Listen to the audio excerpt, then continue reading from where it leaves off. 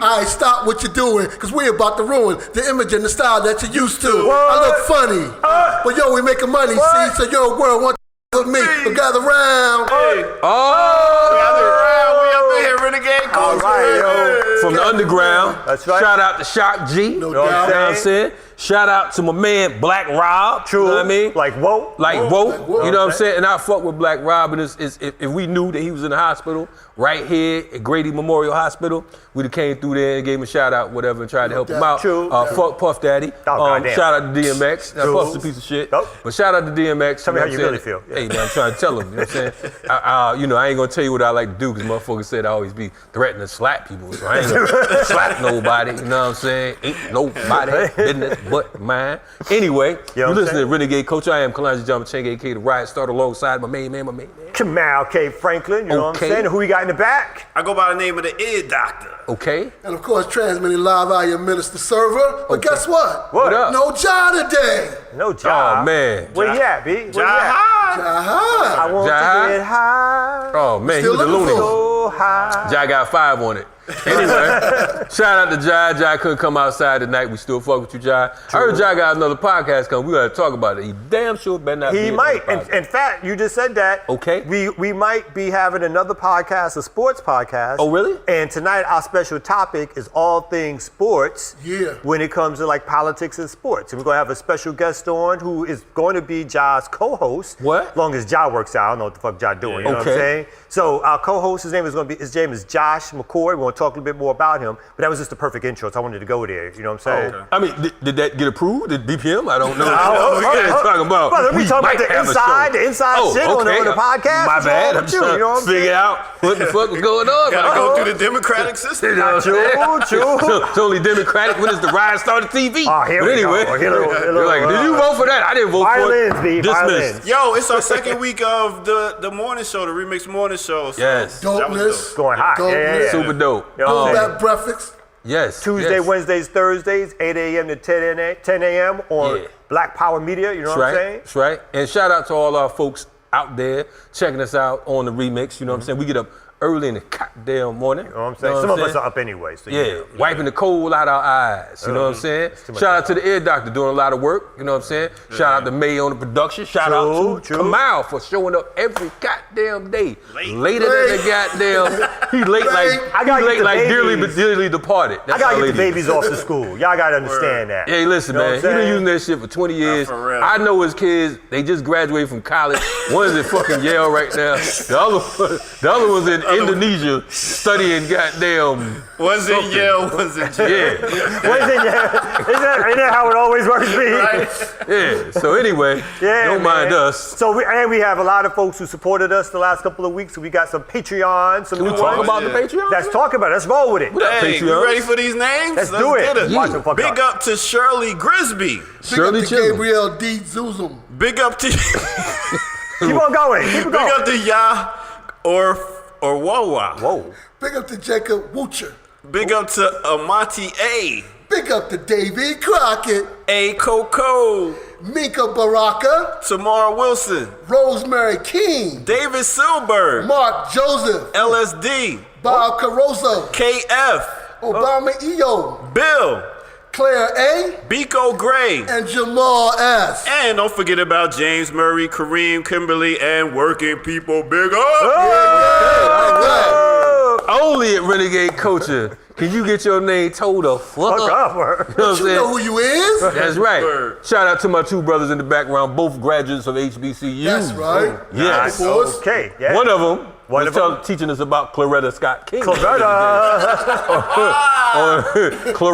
Scott King. That's right, ladies and gentlemen. That was not the minister. You can't fuck up Coretta Scott King's name Yeah. and not hear that for the rest of your life. I mean, I don't even understand that. I mean, like, I'm thinking the nigga was saying Clorox. I'm thinking saying Loretta. I'm like, what the fuck going on? He said Claretta. And he graduated from the school, is right down the block. Right around the corner from him. You know Matter of fact, Coretta goddamn gave him their first goddamn amount of money. Oh, goddamn. Before it was defunct. So, shout out to Claretta. You know what I'm saying? It is what it is. Oh, you did? And our special musical guest tonight is going to be Lioness. Up and coming artist, get ready to shock the world. Okay. True. Now, shout out to Lioness, because I just heard she's a new artist. She's dope, you know what I'm saying? But there's some payola going on, because she came through Minister Server. You know how he do. You know what I mean? If Server ain't cutting part of that check, it's going to be a misunderstanding. That's You know all what I'm saying? That's right. We're going to be back here on Renegade Culture. Block out.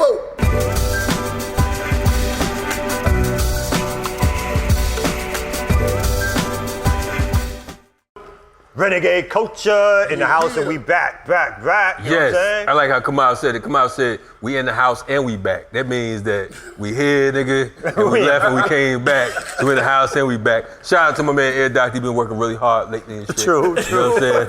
Love that brother and shit. But the Air Doctor, y'all, you know, you can't see the Air Doctor goddamn shoes, right? Usually the Air Doctor has on some Timberlands, you know, like similar to Timberlands. But tonight, this young man being the doctor that he is, man say, came with some fucking Crocs. Yeah! Some Crocs. And you all comfortable. Oh, you put those shits up? Big proud of him. Man. Now he just took his Steak Crocs ass off feet, to show you know us. what I'm saying? I want to see those. Nigga toes going this way, that way. Nigga toes cross-eyed. But anyway. Yo, okay, we're going to get our show started. My man's is on the comedy roll and shit like that. You know what I'm saying? Sorry. So our Anyway, special guest. We do have a guest. We have a special guest. I was wondering who this big nigga was over there. I was like, I go to the bathroom, come back. Somebody's sitting in the chair. Somebody's been sitting in my seat too. Like, oh, 3 little bears. All right, shut the fuck up. All right, let's get it started. All right, we got my man Joshua McCoy. Joshua is a writer, photographer based in East Point, Georgia. His work examines the questions of race and class in sports and culture. And Joshua is also a member of Community Movement Builders, and he works on cooperative economics, and he's a bad brother. So Joshua, thank you for that. All right. How you doing, Joshua? Good to meet you. Hey, thank you. It's really good to be here. Appreciate it. First of all, congratulations, 3 years. Yes, sir. Hey. Right. Oh, you're an avid listener then. I am. Okay, all right, Yo, this all is right. my favorite podcast. You know. I like this guy. Come on, And talk first about of all, behind the scenes, we got Minister Server. Okay. We got the ear doctor. You know, so this is my people right here. Black Power Media. That's right. I like this guy, man. All right, second thing. What is this? Episode 110, 100 plus episodes. Sure. Okay, You can do some okay. trivia. 111, but you good, yeah. Because there was a lost episode. You There's a didn't know lost about episode. that. This is actually 110 with the lost episode. Oh, with that lost That's okay, you was lost too. Yeah, we definitely one of them. We got it. I can't lie. With all the success, I was expecting craft services. No, Yeah. well, yeah, we don't. Yeah, we don't do all that. we ran out of cheese crackers and pork divorce before you got here, sir.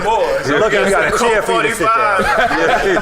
These are nice chairs. Get you a beer and a goddamn nice seat up in there. Anyway. So let's get started with the conversation. You know what I'm saying? So we haven't done a sports show before. We wanted to dig deep in the politics and sports tonight.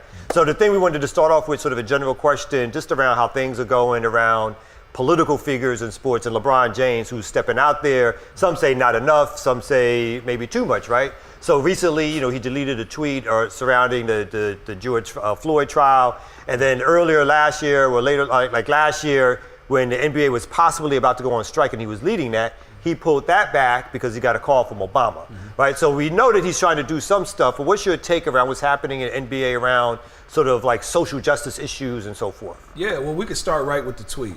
So I think that in the tweet that LeBron took back, he's actually reflecting a lot of what a lot of people did earlier in the week, because what they were doing is they were saying, oh, look, we didn't know that she had a knife. We didn't know that she was in a fight and this and that and the other. And my question is, why the fuck does that matter? Right? True. Because we're in a situation where you're saying that there's a situation that makes sense for police to kill someone. She's not here to defend herself. She's not here to tell her side of the story. And so why are we in a position where we're saying, oh, look, well, this is not the perfect victim here. And so that's one of the things that I think that, a lot of times we see celebrities and athletes or what have you, where they're reflecting the culture at large, right? But if you start digging into that, when you start going into how they're doing social justice and what have you, well, right here in Atlanta, Atlanta, we had this super spreader all-star event, and it was interesting because HBCU everywhere, and so I kind of look at it and I say, hey, look, this is interesting that you guys are focusing so much on HBCUs, but it's going money's going to United Negro College Fund, which just so happens to have the first Negro to lead the college fund, so that's pretty interesting because I think you see that there's somewhat of elite capture, so to speak, or somewhere where there are people who are speaking up and speaking out, but the most visible people are getting the benefits. The most visible people are the ones who are getting the power and the control, and they're the ones kind of deciding who goes and who does what and who gets what, But if you go back to the strike that they had, and I'll put the strike in air quotes, okay? Because what happened was, some guys decided, hey, look, we've had enough. They've been playing in a bubble for, 8-9 weeks. They had a situation where, hey, look, it's kind of like I want to get home, and this is not normal. We're in the coronavirus situation, and those guys aren't used to being in one place, just for that amount of time. And so some guys decided, hey, look, we need to take a break. I think that's absolutely valid. But when you start getting to the next level where you say, hey, look, actually, we don't want to play this game, I'm not sure that there was an actual plan. And I think that a lot of folks, kind of express that where, there's not a plan there. And, we kind of want to see what we can do to affect change. And so with sports, a lot of times you got these guys that are professional athletes that are the best that they, in every single level they've been. Little league, middle school, high school, college, these guys are the best of the best. And so there's a little bit of a hero type of mentality. And so you have these guys come in and they say, hey, look, whatever I do or whatever I say, I'm helping my people. And there's a difference between LeBron now and LeBron growing up in the projects in Cleveland, in Akron, right? And so I think that we have to recognize that difference. And while we appreciate when people lend their names to certain causes, I think especially folks on the ground like organizers and activists, I think you gotta say, hey, look, how can we organize around this issue? Because somebody speaking up and speaking out, it's only doing so much, especially when your sponsors agree and when your league agrees and says, hey, look, what is it that you want? We'll put it on a t-shirt, we'll put it on the court, we'll run some commercials or what have you. So I think there's some things that, probably we could pause and examine, So playing crackers advocate, right? Okay, why would you do that? I don't know, but go ahead. But talking about LeBron. All right. I know a lot of people, like you said a lot of people pulled back on the tweets because it was why this and why that. I didn't know she had a knife, and I didn't know in the 3rd grade she had a fight with a little white girl that was that took her lunch and all that type shit. My question, okay, the responsibility, because I think that oftentimes, and we talked about this on the morning show. Oftentimes you have these folks that say, well, this man, he's just an athlete. You say this one over here, they're just a singer or whatever. And one of the things I pointed out, I said, okay, so if we're in the middle of on a plantation and there's an insurrection, do you get to say, well, you say, okay, boom, we about to go in the fields tonight. We about to burn shit up. You're like, no, I can't do it tonight. I got a show tonight. Do we have those luxuries? You know what I'm saying? Does LeBron have the luxuries to say, look, I just dribble a fucking ball? You know what I'm saying? Because of the fact that you get all these people to come along and play Captain Sabercracker. You know what I'm saying? They say, okay, boom, well, I gotta, this cop, he was just doing his job, so on and so forth. Why is it that when it's the police and the state, it's just them doing their job, but when it comes to our people being murdered in the streets and all that, the athletes and all them, their job has nothing to do with our liberation. Why is that? And I understand that people, another point is a lot of folks are talking about, he did a lot of good in the community, so on and so forth. My position on that, we're in the battlefield. Kamau's out there busting down, the enemy.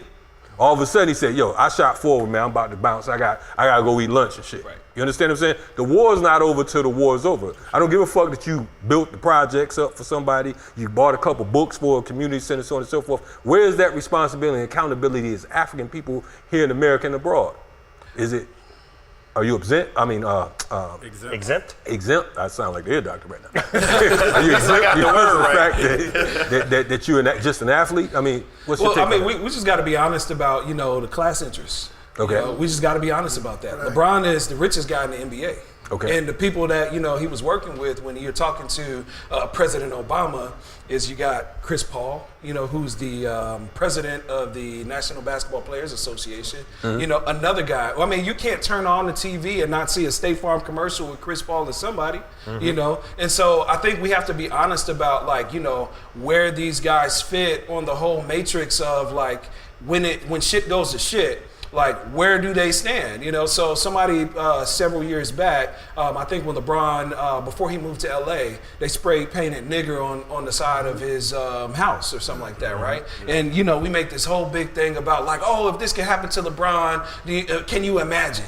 You know, and I'm just thinking, I'm like, didn't LeBron have some cops come to his house to make sure that the perimeter was secure and wasn't everything fixed like that, you know? And so when we're thinking about how is this affecting everybody else that's watching, not the guys that are being watched, I think that's where our orientation has to be. It's like, what is affecting the masses of black people? That's where I think our orientation has to be. Now, look, charity is good, and I don't think we should discount anyone's generosity. Oh, no. I kind of gotten a Twitter tiff with Killer Mike on behalf of community movement builders in a way, you know. But I never think we should discount anybody's generosity. But my question is, why do we have to be beholden to generous 1% of black people that when they decide they want to do something good, for instance, we got to get Trump out of office, so we're going to decide to donate millions of dollars in order to mobilize efforts of getting people out. Oh man, I need to build a school because our public schools are not good enough and accurate, so LeBron built an I Promise school. Like, when do we get to the point where we say, why are we beholden to somebody deciding, hey, look, actually I feel generous today? When are we going to commit to, let's change the actual material conditions so that way people can decide for themselves? No, I think that's good. And I think y'all should stop shitting on LeBron at a certain point, because at least the dude got a school. Unlike Dr. Umar, you can see he's doing that, and he has used his platform to talk against, for social justice and stuff. Well, my man Marcus Klein, who's a guest on the show, also has a school, Freedom Home Academy. He's not a basketball player. He's not a doctor. He ain't a fucking professor. You know what I'm saying? But he decided for himself that in his community, as an activist, as a freedom fighter, it's necessary for us to do something other than sit back and talk about what somebody else is doing or not doing. So my position is, it's cool that he has a school, but there's a whole lot of people that have a school. This ain't the 1800s and shit where, you know what I'm saying, Africans could get schools and shit. You know what I'm saying? It's like, so we don't really acknowledge that shit. I'm glad, and as you just stated, you know what I'm saying, it's a wonderful thing that anyone can make an effort. You understand what I'm saying? But see, when we talk about the scales of my art and the scales of justice and all that good shit, the action that he's making, if I could point out a brother or sister that's a part of an organization or a comrade that's doing the same thing or more, then that really don't impress me. You understand what I'm saying?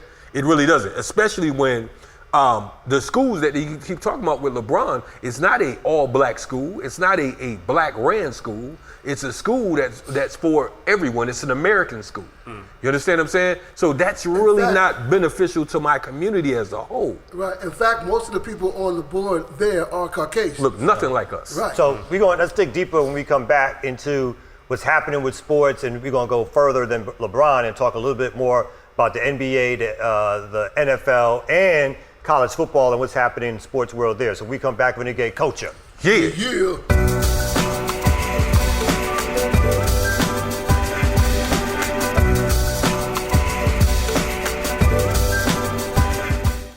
What's happening, Renegade Coaches in the building? You know what I'm saying? We back, all sports all the time on this Renegade Culture. That's what we talking about. Well, I don't know if it's all sports or all the goddamn time. I usually don't be fucking with sports. But my man is making it easy for me to fuck with sports. Oh, good. I used to watch sports back in the 80s and shit. These niggas start making too much money and not doing enough for my people and shit. So I said, fuck sports. What sports did you watch in the 80s? I used to watch boxing and football and shit because I'm an aggressive dude. So shit that Who really didn't know fucking that? matters. Who don't know that? Yeah, man, you know what I'm saying? I had a chip on my shoulder the size of Brooklyn. You had? I mean, right now I'm cool. I do like my man. My man is good. I don't like this motherfucker. Oh, now you don't like him. Oh, goddamn. So let's get back to the issue at hand. So some of this we're dealing with the issue of power.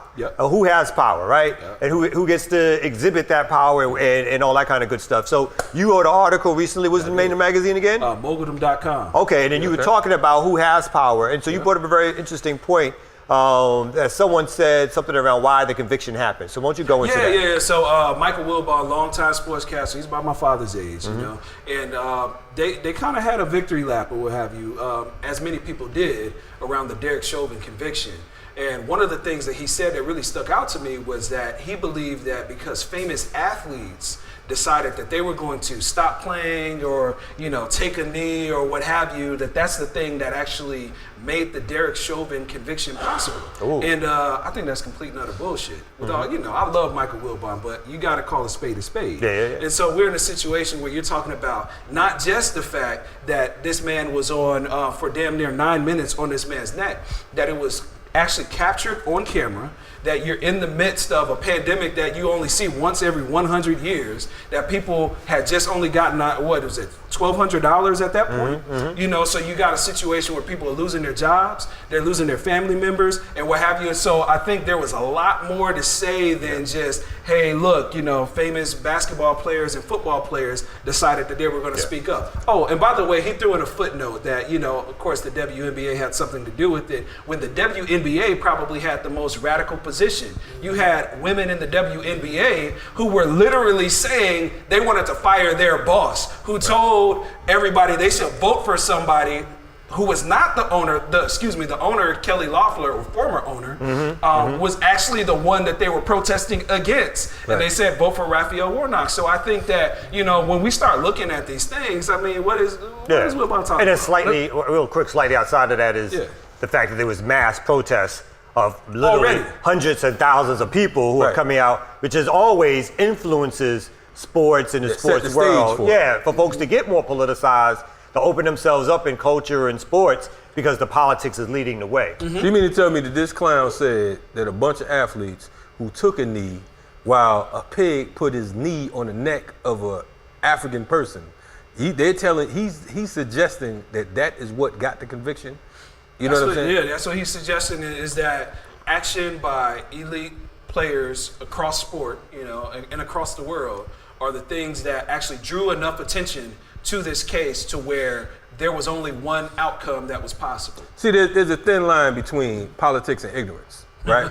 See, anyone that has any type of politics understands that when you talk about the move of the artist, it's usually the artist and the athlete. It's because of the climate. You know what I'm saying? As Chairman Fred Jr. usually points out, you know what I'm saying? James Brown was screaming, I'm black and I'm proud because of the fact that he was visited by H. Rap Brown. Right. You know what I'm saying? Marvin Gaye and a lot of these other artists and athletes, they had to encounter members of the Black Panther Party.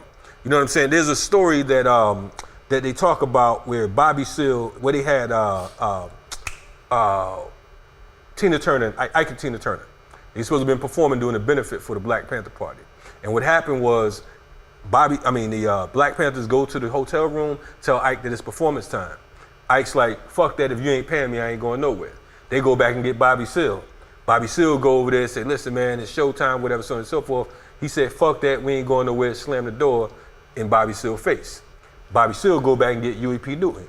UEP Newton go over there and say, listen, get your motherfucking ass on stage in the next few minutes or it's gonna be a problem. And then he said, and slam another motherfucking door around here, okay?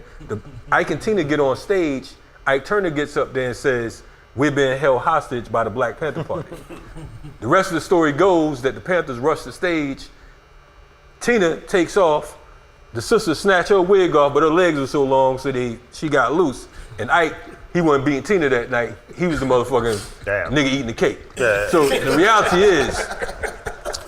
of this shit is that's how we have to deal with this whole sports situation. See, the thing is, there's no accountability. You know what I mean? We give motherfuckers an out. You know what I mean? Like I said, there's no neutrals in war. So when you're in the middle of a fucking battle, Kamau doesn't have the luxury of saying, look, I can't do such and such. When you're talking about Israel, you understand what I'm saying? All they want to know is are you supporting Zionist Israel or not? That's the bottom line. And if you're not, then you have a problem with them. You're anti-Semitic. So in this particular case, I like to know, once again, with this sportscaster, because of the fact that everyone should be held accountable.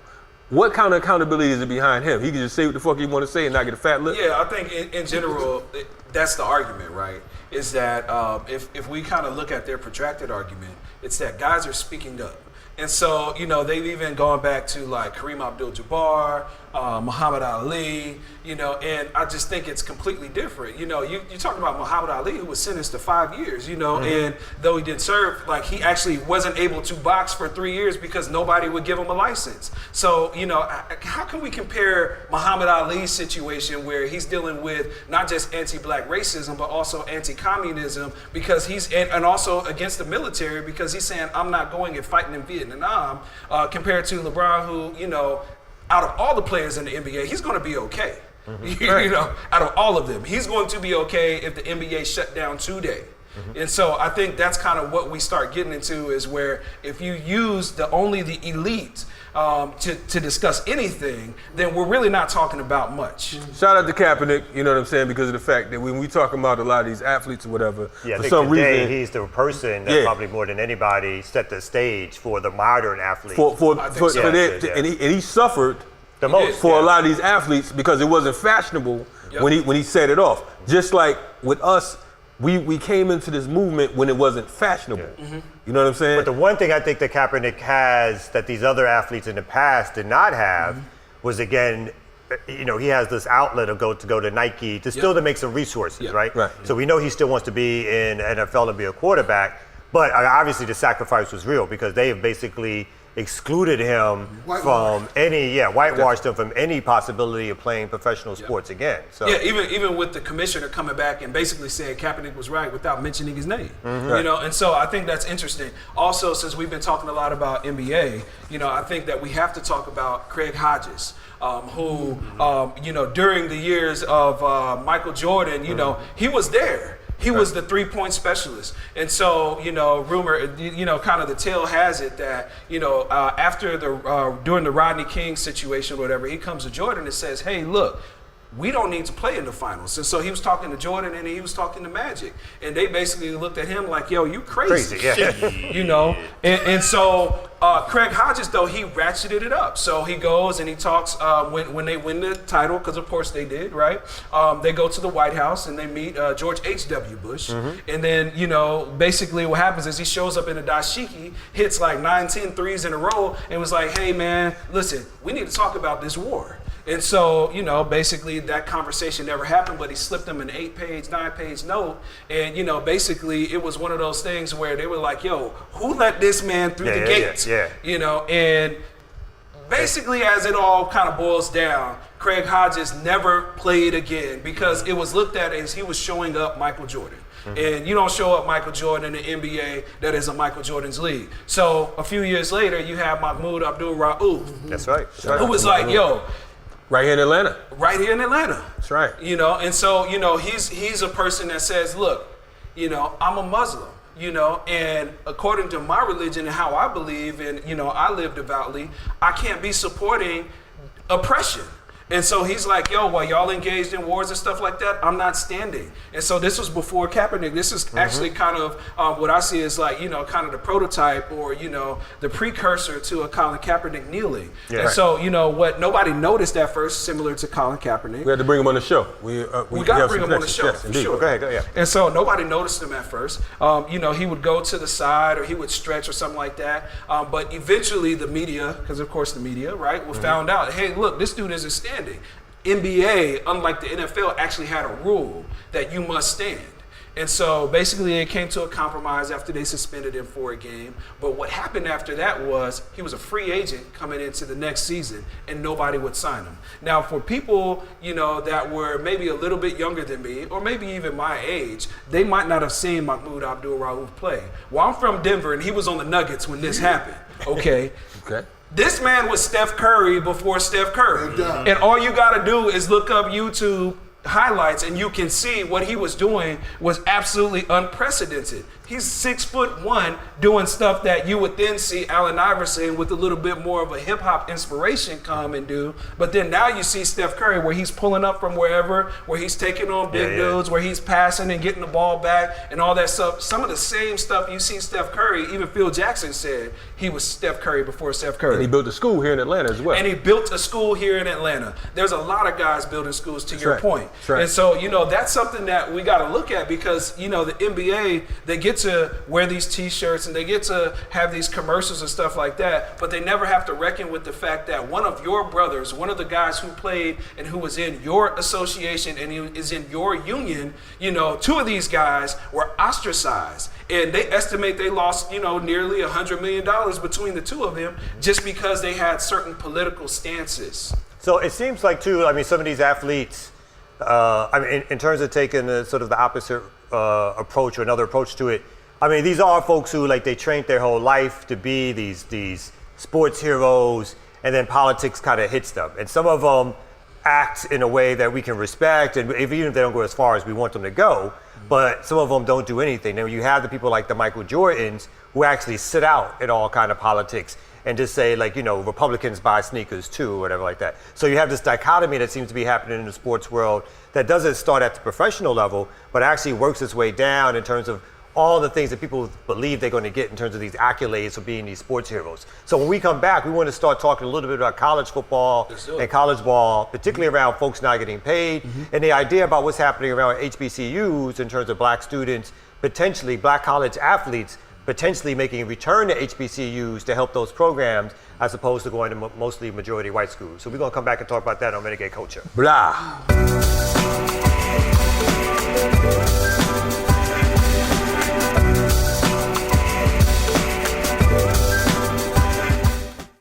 What up, man? Renegade coaches in the building. You know what I'm saying? Having all sports all the time. Yeah, it's been a busy day and shit. Yeah. In the beginning of the day, we was hanging with the Wu-Tang of morning shows. You know what I'm saying? That is BPM ain't nothing to fuck with. We was on the remix earlier. Yep. And now we doing Renegade Culture all in the same damn day. Yo, shout out to all our viewers. A lot of media, B. A lot of media shit. Sports and politics. Sports and Politics and politics. bullshit. There you go. There's a lot of bullshit in sports and politics. There's a lot of bullshit in sports. A whole lot of bullshit. And speaking of bullshit, speaking of power, right? Yeah. And going to college sports and who has the power. Yeah. So athletes have for years been trying to figure out whether or not, or people have been talking about the issue, whether or not athletes should get paid doing their amateur career as sort of sporting athletes who bring literally millions, if not hundreds of millions of dollars to these institutions. And so recently there's been some breakthroughs in that. So can you talk a little bit about what's been happening and then just give a little bit of an analysis of if it's going far enough? Yeah, so I think what we're seeing is the NCAA in its last days basically trying to figure out how do we hold control. So you see that when you have a coach like Roy Williams retires from, you know, University of North Carolina, and you see a situation where he's basically not able to control labor anymore. Right? With these guys, not only do they have outlets such as the G League, not only do they have the opportunity to be able to transfer to other schools, like, you know, they just might go play, you know, like LaMelo Ball, go out of the country and play, you know? And so when you have a situation where these old white men can't control these young black athletes anymore, black men and black women, then you have a situation where it's like, well, what the fuck is the point anyway, right? And so, and I think that's what we have to look at. And it's not even just that they deliver millions and actually billions of dollars to these institutions, especially through football and basketball. I think we also have to look at the fact that it's a full-time job, right? So when I was in school, I did not play on the sports teams, right? I did not play in intercollegiate sports, but what I did is I had friends that played, you know, so there, not only is it games, you're talking about practice, you know, all Allen Iverson jokes welcome, right? And so then you got a situation where they're committing another 30, 40 hours outside of coursework. Now, if you're supposed to spend, supposedly, 3 hours studying for every 1 credit hour, and some of these folks have 12 to 18 hours, you do the math. Where do they have time to study? And so when you say, hey, look, we're giving you a scholarship, which means that you'll be able to position yourself to have a job whether you go professional sports or not, then tell me where the actual benefit is, you know? Or are you just giving them a piece of paper? Or, you know, a lot of guys don't even actually make it to get that piece of paper. And I think that we got to look at the reality of things, you know? Yeah. You know, it's first of all, shout out to John Thompson. You know what I'm saying? Shout out. We lost a few different basketball, NCAA basketball coach legends last year. Who else we lost? Was it what's my man's name? I got his face in my head right now. We lost 2 back-to-back. John Thompson and the guy for the Chaney. UNLV? Chaney. Yeah. I can't. John Chaney. two Johns. Yeah, You know what I'm two saying? of the greatest coaches of all time. Absolutely, absolutely. Any level. And I was a fan of college ball back in the 80s. You know what I'm saying? You had Or your Duke. paranoia. Yeah, you had Duke, you had Villanova, you know what I'm saying? UConn, a number of other different people that was really doing their thing back then. But even, I mean, like now it just became like the whole business of sports from the college level and really from the high school level, because of the fact I have a nephew that's playing high school football, and it's like shit. I mean, they're on him on a national level right now. So they start AAU young with that basketball shit. too. Yeah, They start very young, and Yeah. so you know you get into a situation to where you can have kids as young as 6th grade, right? Where you know they're getting paid a little something. You know they're getting a situation. I am pro athletes getting paid at any age and at any level. No problem. But I think that what we have is a situation where it's predatory. You know, and so everybody is basically trying to win, trying to build up their program. A lot of these programs get money from the shoe sponsors and the and apparel, and so I think we have a situation to where we're not in control of what's happening with the kids, and we're just kind of relinquishing that control to see. Hopefully, they win the lottery, basically. But is that plantation politics? Is that, you know, the plantation as usual? You know what I'm saying? Because of the fact that these young brothers and sisters are being sold to the highest bidder in every particular genre of sports. I'm talking about everything from tennis to wherever black folks excel, which is damn near in every sport. You know what I'm saying? I mean, is there a way to combat it, or is it just? I mean, I'm looking at this shit from a holistic level, and when you really look at this shit on every level you can, you'll find that we are being pimped and prostituted. You understand what I'm saying? On every fucking level, no matter what it is. If you have any type of skill set here in America, especially if you're in the entertainment business, you know what I'm saying? You are a slave. You know what I mean? So, I mean, I don't even know if we can even assist people in seeing it. This is just how it's gonna be. You know what I mean? But again, it goes back, when you look at it, it's like, okay, when we talk about responsibility to these folks, and they've been shipped down the food chain, down this line, from grade school to now, it's almost like, damn, well, do I blame this motherfucker who? Well, because that's the system, right? That's the system they know. They know the system of they're the athlete and their job is to perform. And if they perform, they're going to get the rewards of all the money and the cars or whatever else comes with it.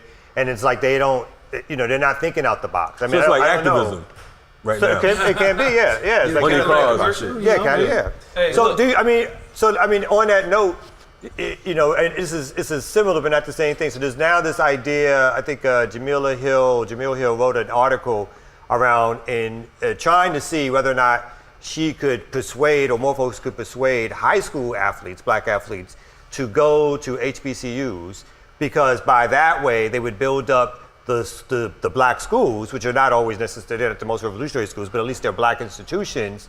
And that would pour money into those institutions, which again would teach more black students, have more possible resources for the larger black community that those schools are in.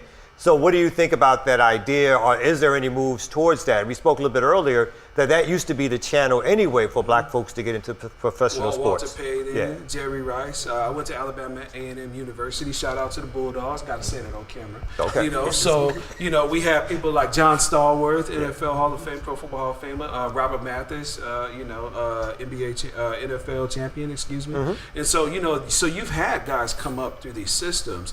To answer your question, I think that what we have to do is we do have to think collectively in a way to say, hey, look, how are we building up our own programs? I also want to make a caveat, though. I want to make sure that we're looking at this as not something that's revolutionary. And I think that's what a lot of people are presenting. Hey, look, if we do this, then we can change the system and put it on its head. It's like, well, are these colleges a member of the NCAA? You know, so do you still have a labor issue? Yeah. Yes. Do you still have an issue where, in general in college, where you're still separating people, what you say is who's the good and who's the bad Negro? Yes. Do you have a situation where our colleges are also, kind of lacking as far as in the arts and in the culture? We're trying to send everybody to be an engineer. send everybody to be in business, and not even to be in business for themselves, to be working towards your NBA or something like that. And so I think that we have to be real with ourselves, where there are steps that we can take that will benefit some of us, and sometimes it's even more than a few. But if we're talking about benefiting all of us, what does that look like?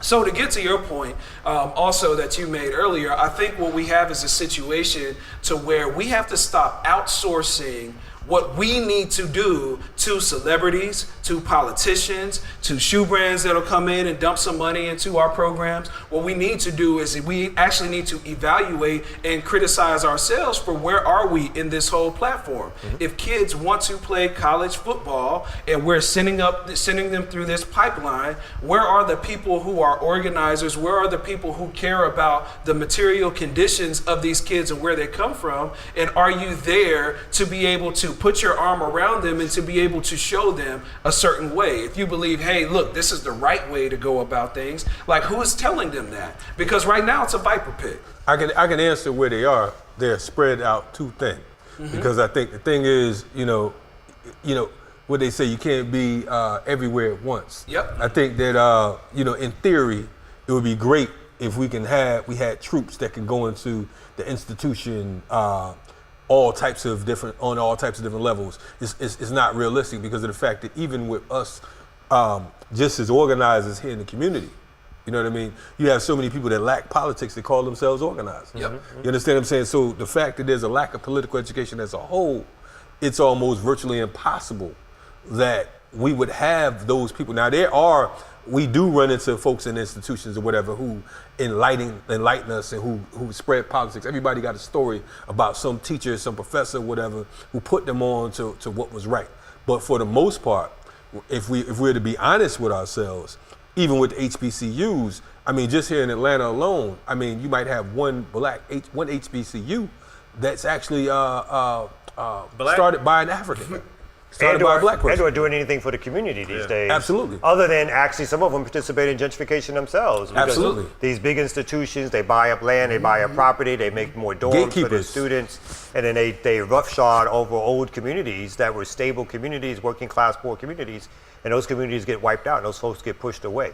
I mean, you brought something up too, and so the counterforce, right, in sports these days too, where you have this more conservative voice, particularly among some sportscasters, that are not talking radical revolutionary politics in terms of trying to get that in their ear, but instead they tell them, oh, cut that shit out, don't talk about that because it's all about the money, and I don't think you're sincere anyway. One of the biggest, I would say, sort of what I call counter-revolutionary sportscasters right now, you call it like Stephen A. Then you also have, what's this other Jason Whitlock. Jason Whitlock and stuff like that. What do you think their role is in this whole mess right now? Everybody's role is to get money. Yeah. And I think that we have to recognize that, right? This is a performance. And a lot of times, I think we get caught up in the, okay, well, this person said this, well, this person said that. Well, let's roll back the tapes. Last night, we had President Joe Biden come and do an address to a joint session of Congress, right? So then you have Tim Scott roll out. What was his purpose, right? That's a Jason Whitlock. So when this guy says there's no racism in America, then you're like, oh, okay. Or no, excuse me, America is not racist. You're like, oh, okay, he's serving his role. What complicates things is when people like Kamala Harris come out and say that basically the same thing. And so that's kind of a Stephen A. Smith type of situation. And so when we're looking at sports, I think we have the tendency to compartmentalize things and to say sports is over here, and in some way because these guys make so much money, especially when you're talking about NFL and NBA, because they're so prominent and they get a lot of airtime, we treat them as separate, the same way we do black celebrities in other aspects when you're talking about arts and entertainment. We treat them as separate, but I think we have to start analyzing things where we're looking at a part of the whole. To your point about organizers being spread thin, I 100% agree with you. I think what I was getting to was not say what I would say real organizers like you brothers. I'm talking about the people that are getting the foundation grants, that are calling themselves organizers, that are putting activists in their LinkedIn profiles, which is just mind-blowing to me, where people are like, yo, I'm an activist, yo, look at me. Right? It's a career. And so when I've got 3 or 4 different organizations knocking on my door telling me to vote for Joe Biden, I'm like, hey, look, where are these people who are paid, who actually have some kind of salary, who have some kind of footprint, where are are they in, kind of affecting these issues that we care about? Because obviously we care about sports. We're talking about it right now. Well, actually, I don't care about sports. I'm just here because Kamau said that's the topic we're going to be talking about. Mr. Grinch. and my guy didn't show up. Sing the song. Listen, He's a mean one, Mr. Grinch. Hey, yo, but I got to say big up to Shannon Sharp. He is one brother that's out there. He's doing it. You know what I mean? He's representing us as a people. I mean, he's the most free black man on television sports easily. Okay. I would say that. And shout out to Shannon Sharp, also two-time champion with the Denver Broncos. He's actually, won a third one with the Ravens. But, we'll put that to the side. This is Denver connection you trying to Yes, absolutely. All things Denver Nuggets. Guys. And since we shouting out athletes, shout out to O.J. Simpson. Only nigga I know. He brought black people together. Let's just put it like that. Big up to the Jews. So him and Rodney King. Big up to the Jews. Minister Server, I guess to your point, OJ's kind of got to be the freest black man. OJ, man. Then he got Cochran and said, if it don't fit, you must quit. On that note, yo, brother Josh, we want to thank you so much for coming on, man. It's been great. No doubt. You know what I'm saying? And then, look out for Joshua. Some big things going to be coming for him. Again, he's a sports writer, an organizer, an activist, all-around good brother, and maybe a future podcast person if we have our way. So thank y'all for joining us on Renegade Culture. Coming up next. Blackout. It's COVID, brother. I'm not shaking your hand. Oh, okay. Coming up next. Shit, you got COVID. I did. I got it down, nigga. Shut up! After this break, we'll come back with our musical guest, Lioness. Lioness.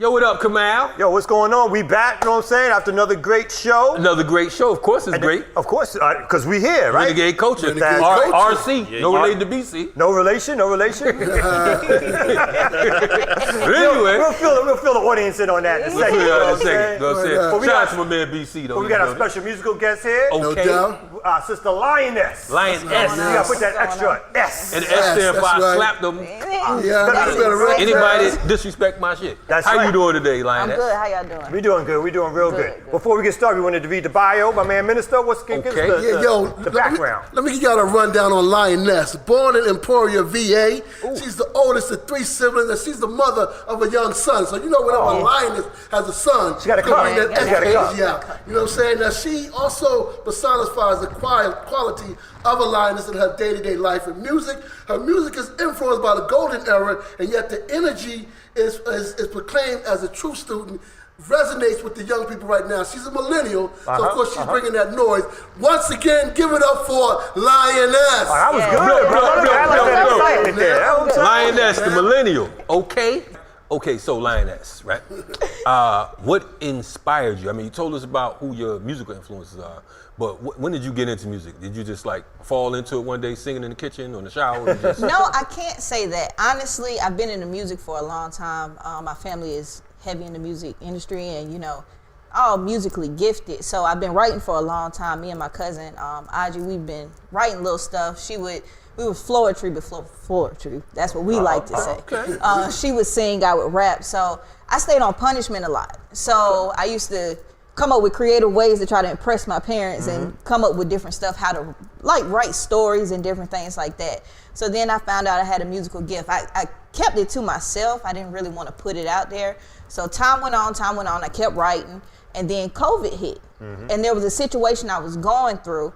So I was like, the only way I'm going to be able to express to this person, because they were into music too, they rapped as well. It's like, the only way I'm going to be able to get my feelings out is if I write a song. So BC sent me something to try to get my ear on it, and I wrote to it, and I sent it to the person, and he was like, yo, that's dope. So I sent it to BC, and then that's Gotta Let You Go to Beauty, and that's when that turned into that, and we've been going since COVID. So I've been really writing and putting my stuff out there since probably about March or April of 2020. Okay, so you used to write your way out of them punishments. Yeah, So. yeah, I had to finesse my way out of there because I stayed on punishment. I wish I'd have thought about that, because back in the day, if I'd have thought about how to write my way out of ass whooping for my pops. It would have been worse. Now I wasn't writing my way out of no whoopings. Oh, you want to write your way? They No, were having no, that? no, no, no, Yeah, no, baby, no. that sounds so good. Come here, bring that belt over here. Right, no, not out of no whoopings. Right? Okay. And all so right. now you start doing live performances and all that kind of stuff?